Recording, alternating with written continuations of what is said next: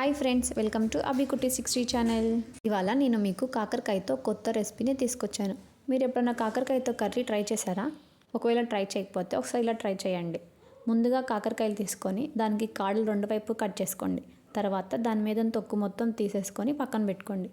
ఇప్పుడు కాకరకాయలని రింగ్ లాగా కట్ చేసుకోండి. రౌండ్గా కట్ చేసుకొని దాంట్లో ఇత్తనాలు ఉంటాయి కదా, అవి కూడా తీసేసుకొని ఒక గిన్నెలో వేసుకోండి.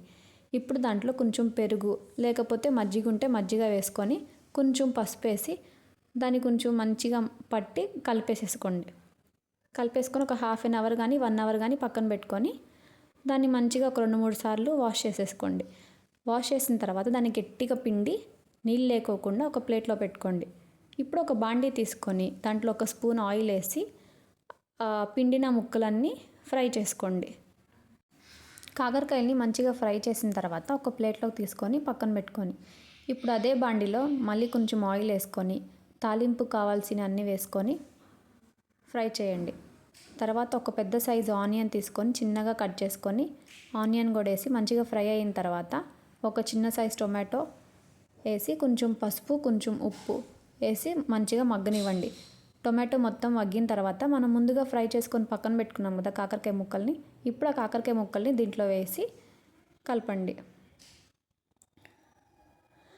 ఇప్పుడు దాంట్లో కొంచెం పసుపు కొంచెం ఉప్పు, ఒక స్పూన్ కారం, ఒక స్పూన్ ధనియాల పొడి, ఒక స్పూన్ జీరా పొడి, టేస్ట్ కావాలంటే ఇంకా కొంచెం గరం మసాలా యాడ్ చేసుకొని ఈ మసాలా పౌడర్ మొత్తం మా కాకరకాయలు పట్టడానికి ఒక 2 మినిట్స్ పట్టిద్ది. మంచిగా కలపండి. తర్వాత ఒక లెమన్ సైజ్ అంత చింతపండు తీసుకొని ఆ గుజ్జు మొత్తం దాంట్లో వేయండి. ఇప్పుడు చింతపండు మొత్తం ఉడికిన తర్వాత ఒక స్పూన్ అల్లం చిల్లిపాయ పేస్ట్ వేసి కలపండి. పచ్చివాసన అంతా పోయిన తర్వాత దాంట్లో కొంచెం కొత్తిమీర వేసుకొని ఒక 2 or 3 మినిట్స్ మూత పెట్టేసేసి వదిలేసేయండి.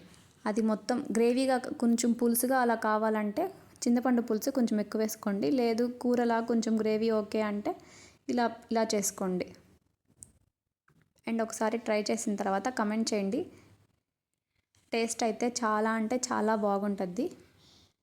చూడండి, మనం ఫ్రై చేసినప్పుడే కాకరకాయ వేగిపోయిద్ది అనమాట. ఇప్పుడు చింతపండులో ఉడకడం వల్ల కాకరకాయ మొత్తం పులుపు తగిలిద్ది, చాలా బాగుండిద్ది. అండ్ మీకు కనుక వీడియో నచ్చితే లైక్ చేయండి. Bye bye.